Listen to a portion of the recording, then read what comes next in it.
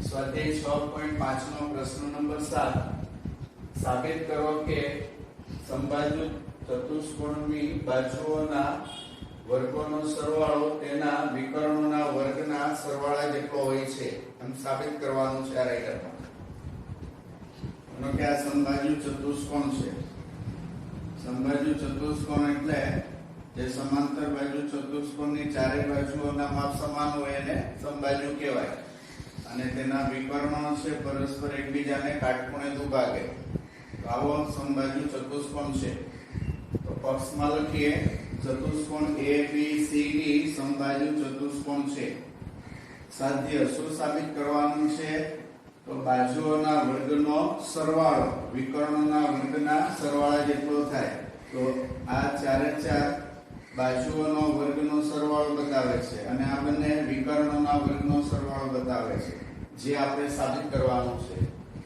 સૌથી પહેલું સ્ટેપ, તેના વિકર્ણો સમબાજુ ચતુષ્કોણ આપેલું છે પક્ષમાં, તો તેના વિકર્ણો સમબાજુ ચતુષ્કોણના વિકર્ણો કાટખૂણે દુભાગે છે એ આપણને ખબર છે.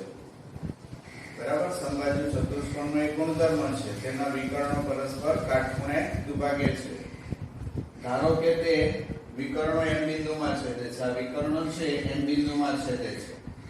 હવે દુભાગ્યનો મતલબ એવો થાય કે AM નું માપ અને CM નું માપ સરખું થાય. આ BD વિકર્ણ AC ને દુભાગે તો AM અને CM ના માપ સરખા થાય અને દરેક રેખાખંડનું માપ આખા વિકર્ણના માપ કરતા અડધું થાય.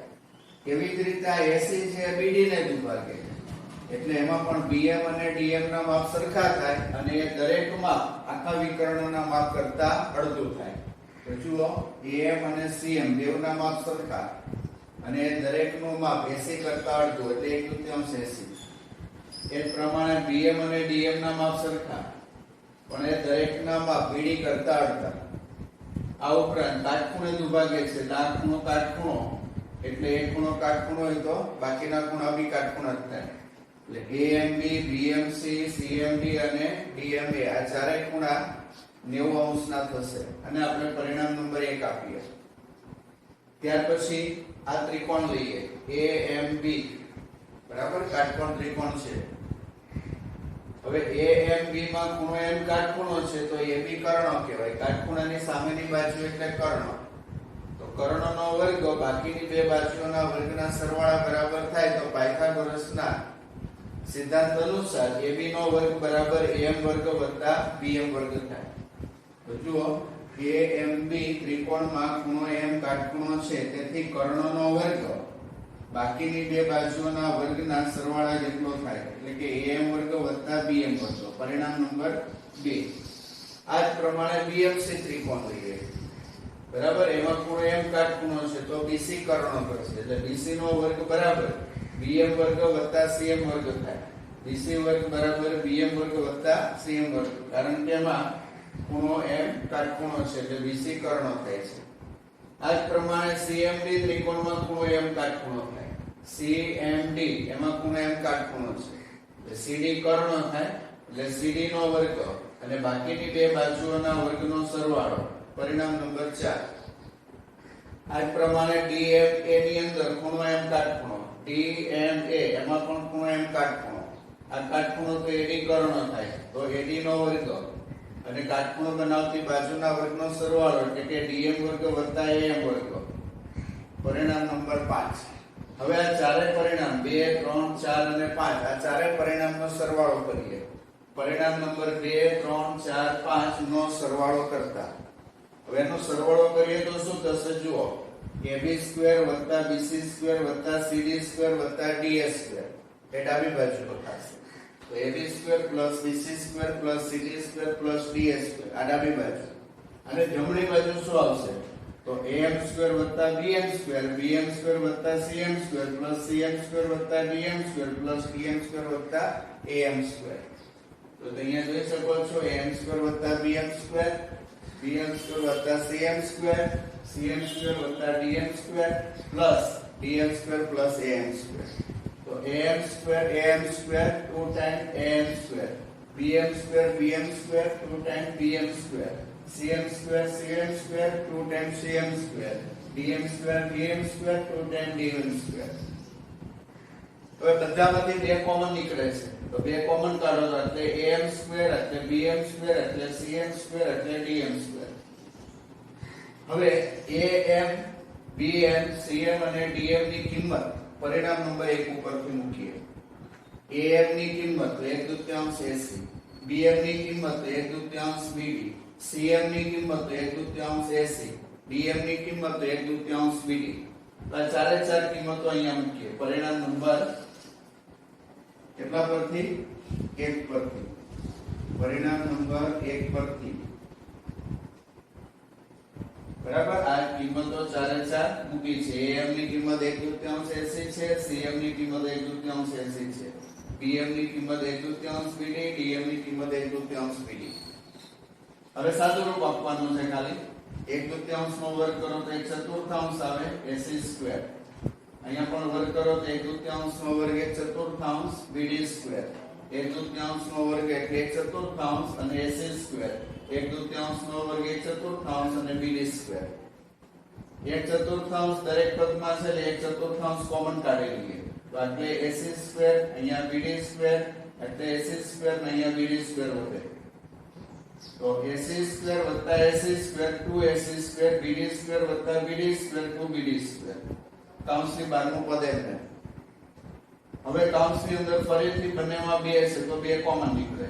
તો એટલે AC સ્ક્વેર આવે અહીંયા BD સ્ક્વેર આવે. બે કોમન નીકળી ગયા કૌંસની બહાર. અને કૌંસની બહારના બે પદ ઓલરેડી પહેલાથી હતા એમને. તો 2 અને 2 નો ગુણાકાર 4, અંશમાં 4 છેદમાં 4. તો 4 4 ઉડી જાય એટલે કૌંસની બહાર હવે કશું નહીં વધે. એટલે AC સ્ક્વેર વત્તા BD સ્ક્વેર આવશે. તો તમે જોઈ શકો છો ચારે બાજુના વર્ગનો સરવાળો વિકર્ણના વર્ગ બરાબર થાય છે. આમ સમબાજુ ચતુષ્કોણ ની બાજુઓના વર્ગોનો સરવાળો તેના વિકર્ણોના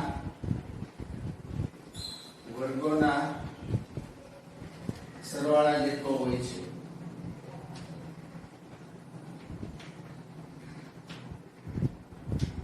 બરાબર. આ તો આપણે રાઈટર સાબિત કરી.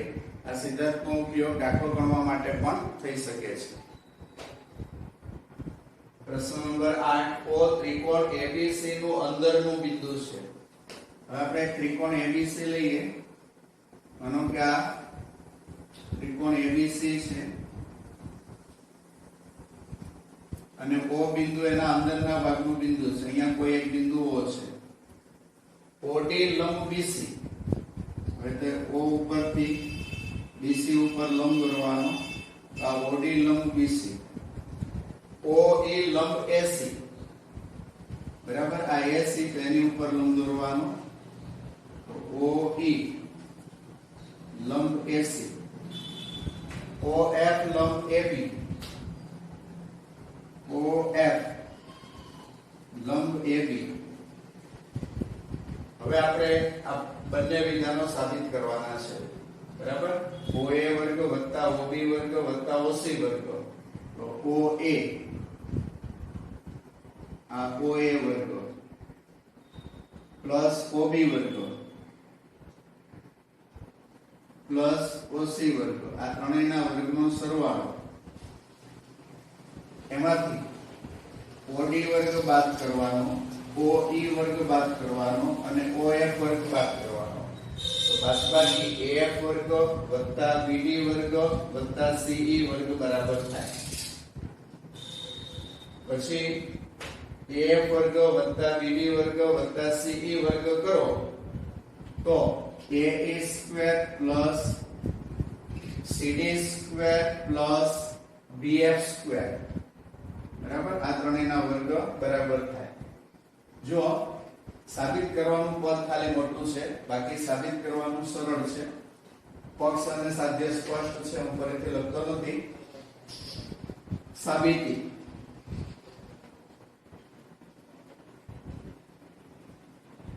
તમારે જો આ એક છોડીને એક ત્રિકોણ લેવાનો. આ જે ભાગ છે બરાબર, એમાં આ બાજુનો ત્રિકોણ લઈએ. આ ત્રિકોણ છે એમાં આ બાજુનો ત્રિકોણ લઈએ. આ ત્રિકોણ છે એમાં આ બાજુનો, બધામાં ડાબી બાજુનો ત્રિકોણ લઈએ. આ બે ત્રિકોણમાં ડાબી બાજુનો ત્રિકોણ લઈએ. બરાબર. સૌથી પહેલા આ બધા જોડી દેવાના છે એનો ઉલ્લેખ કરીએ. OA, OB અને OC જોડો.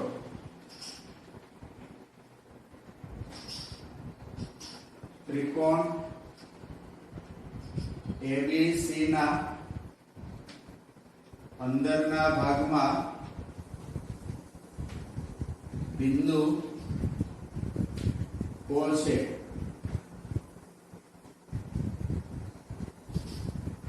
કૌંસમાં પક્ષ. આ ઉપરાંત OD BC ને લંબ છે, OE AC ને લંબ છે અને OF AB ને લંબ છે. તો આની ઉપરથી આપણે આ ત્રિકોણ લઈએ તો ત્રિકોણમાં AFO ત્રિકોણ લઈએ જેમાં ખૂણો F કાટખૂણો થાય. બરાબર. ત્રિકોણ AFO અથવા તો OFA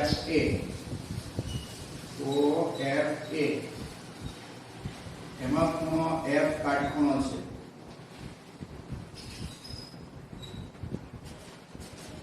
માટે પાયથાગોરસના પ્રમેય અનુસાર જો આ ત્રિકોણની વાત કરીએ છીએ આપણે FOFA, આ કાટખૂણો છે તો કર્ણ કોણ આવશે? OA અને કાટખૂણો બનાવતી બાજુ AF અને OF. તો જુઓ OA નો સ્ક્વેર બરાબર કાટખૂણો બનાવતી બાજુ AF અને બીજી કાટખૂણો બનાવતી બાજુ OF. અને આપણે પરિણામ નંબર 1 આપીએ. ત્યાર પછી આ બાજુનો કાટખૂણો, આ ત્રિકોણ છે એની અંદર ડાબી બાજુનો એટલે કે ODB લઈએ. ODB માં ખૂણો D કાટખૂણો છે.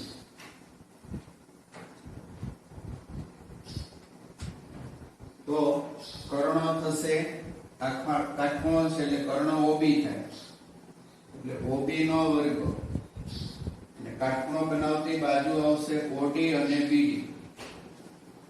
બરાબર. OD નો વર્ગ વત્તા BD નો વર્ગ અને પરિણામ નંબર 2 આપીએ. ત્યાર પછી આ બાજુનો જે ત્રિકોણ છે એમાં ડાબી બાજુનો ત્રિકોણ લઈએ. બરાબર. એટલે OEC ત્રિકોણ. OEC ત્રિકોણમાં ખૂણો E કાટખૂણો છે. તો એમાં પાયથાગોરસનો ઉપયોગ કરીએ. આ ખૂણો કાટખૂણો છે તો OC કર્ણ થાય.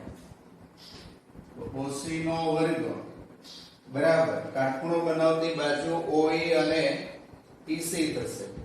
OE કાટખૂણો બનાવતી બાજુ અને CE કાટખૂણો બનાવતી બાજુ. OE નો વર્ગ વત્તા CE નો વર્ગ એને પરિણામ નંબર 3 આપીએ.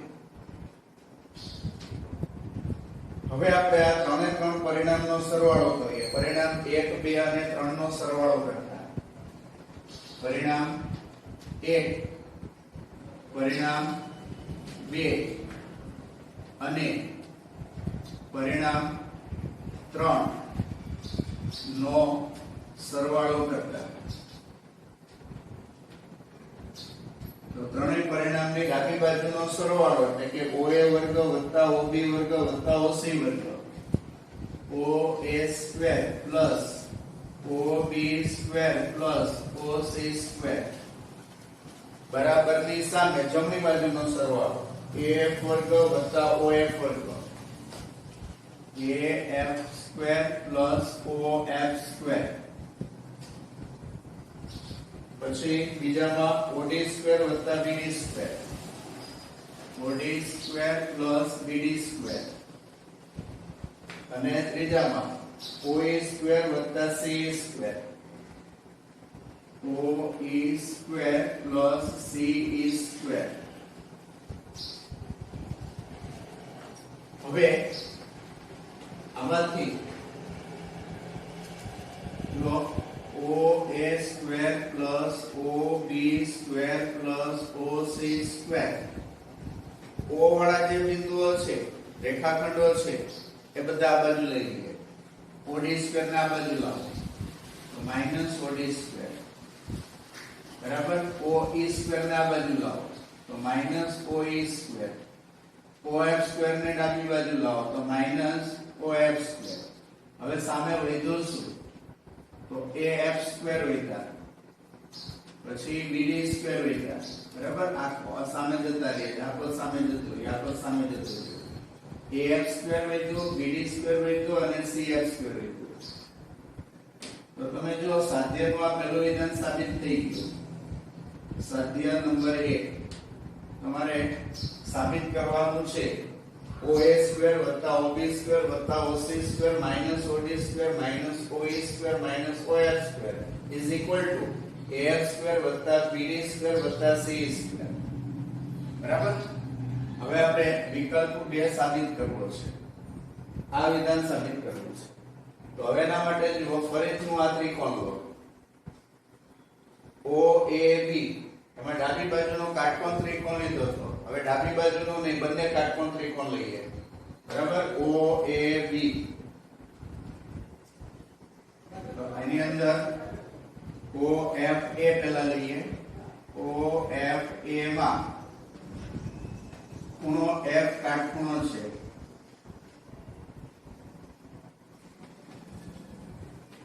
માટે એમાં પાયથાગોરસનું સૂત્ર OA નો વર્ગ બરાબર AF નો વર્ગ પ્લસ OF નો વર્ગ. અને આપણે પરિણામ નંબર 4 આપ્યું. એક મિનિટ એને એમ રહેવા દઈએ આપણે. આ ત્રિકોણ લઈએ OFB લઈએ. OFB એમાં બી ખૂણો F કાટખૂણો છે. તો કર્ણ શું થાય જુઓ. કર્ણ OB આવે એટલે OB નો વર્ગ. બાજુઓ કઈ આવશે OF અને FB. OF નો વર્ગ વત્તા BF નો વર્ગ માટે આ બેવની બાદબાકી કરો. પરિણામ નંબર નથી આપ્યા પણ સીધો જ આ બેવની સીધી બાદબાકી કરીએ તો OA વર્ગ માઈનસ OB વર્ગ. OA વર્ગ માઈનસ OB વર્ગ બરાબર. હવે જમણી બાજુના પરિણામની બાદબાકી કરો તો OF સ્ક્વેર OF સ્ક્વેર ઉડી જશે તો AF square minus BF square આવશે. AF square minus BF square. અને આપણે પરિણામ નંબર છેલ્લે 3 આપ્યા તો અને 4 નંબર આપીએ.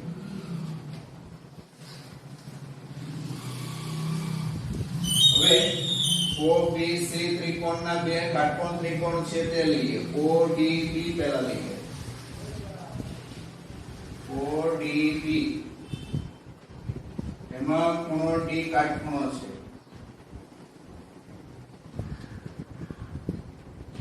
તો એમાં પાયથાગોરસનું સૂત્ર લઈએ. કર્ણ એનો OB થશે.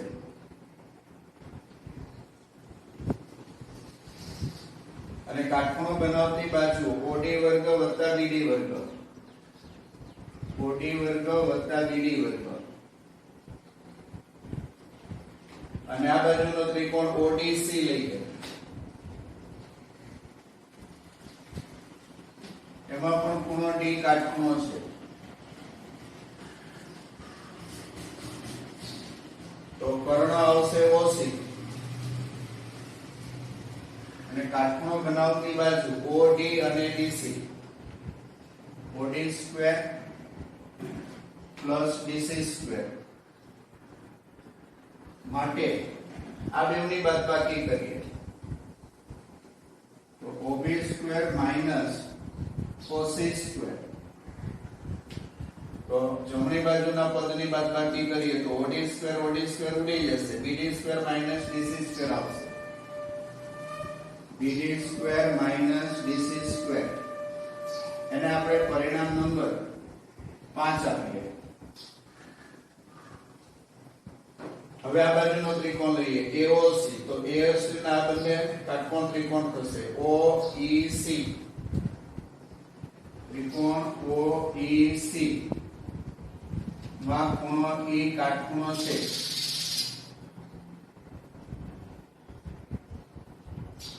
તો એમાં પાયથાગોરસનું સૂત્ર લઈએ તો કર્ણ OC છે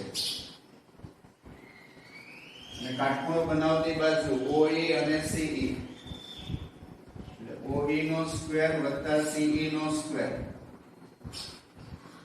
અને પછી આ બાજુનો કાટકોણ ત્રિકોણ લઈએ OEA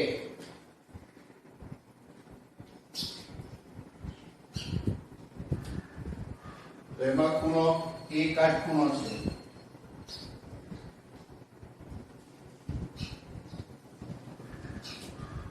હવે આ બેની બાદબાકી કરીએ OA સ્ક્વેર બરાબર આ બાજુનો ત્રિકોણ લીધો OEA તો એમાં ખૂણો E કાટખૂણો એટલે કર્ણ આવે OA તો OA નો વર્ગ OE નો વર્ગ વત્તા AE નો વર્ગ OE નો વર્ગ સોરી આની અંદર OC બરાબર જ છે અને આ ત્રિકોણની અંદર OA નો વર્ગ બરાબર કાટખૂણો બનાવતી બાજુ OE અને AE OE સ્ક્વેર વત્તા AE સ્ક્વેર હવે આ બે પરિણામની બાદબાકી કરીએ તો OC square minus OA square OC square minus OA square અને જમણી બાજુના પરિણામની બાદબાકી કરીએ તો OE સ્ક્વેર ઉડી જશે CE square minus AE square CE square minus AE square આ તમારે પરિણામ નંબર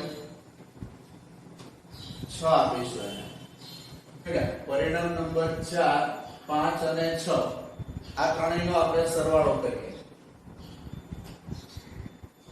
પરિણામ નંબર 4 પરિણામ નંબર 5 અને પરિણામ નંબર 6 નો સરવાળો કરતા તો સરવાળો કરો તો શું થશે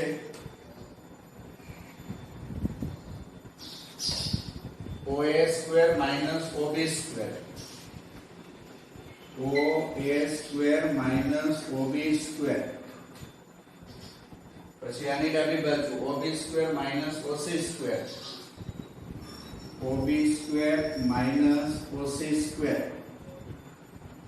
પછી આનો સરવાળો કરો તો OC square minus OA square